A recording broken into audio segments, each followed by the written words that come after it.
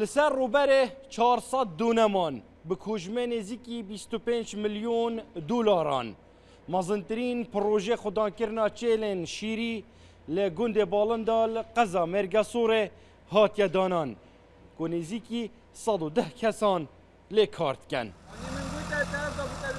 دناوا وی پروژه دا 29 طن و نیون آلیکا پیتوی با امیرین تایبت روزانه 3 جاران ددن 730 کیلو 307 گول کن.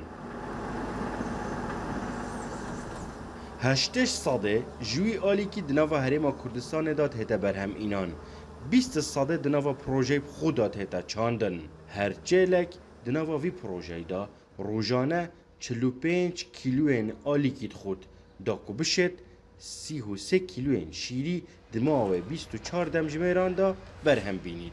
مشروعنا بيحتوي على 500 بقرة حلابة. پروژەکەمان 500 مانگای شیردەری تێدا بەخێو دەکەین.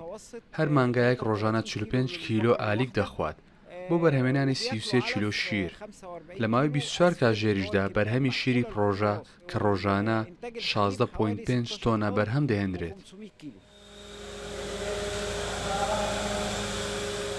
کار لوی پروژه 24 دمجمێریە با امیرین تایبت هر 8 دمجمێران جارێکی اف چێلە دهێنە دوتن. اف شیرە بە سۆنده و بوریان دچیتە کوگەهێن تایبەت ji pila germatiya 34 dikene 4 daku xirab nebît. Çêlê me newê Holstein e ku corekî Holandî ye baştirîn newê çêle bû berhemê şîrê li seranserî dinyayê. Her di nava vî projeyê da kargeha drûstkirina spiyatiyan heye. 15 curên spiyatiya ji wî şîrê di nava vî projeyê da berhem têt jê durust ken. Penîrê Kurdî bi şêwazê kurdewarî bi dest dihête çêkirin. û berhemên dî bi amîrên taybet dihêne durustkirin. شيء هي شو بكتن برهمينان ماسی ما 4 جورت ویتی برهمینان پنیری 4 نوع پنیری تی هم او پنیر پدازگاه هم برهمتینین و هم اوی پدازی چیته کن و برهمینان شیر فریشه تاریخی 14 روزه یا شیری و به هیچ مواد که حافظه بکن.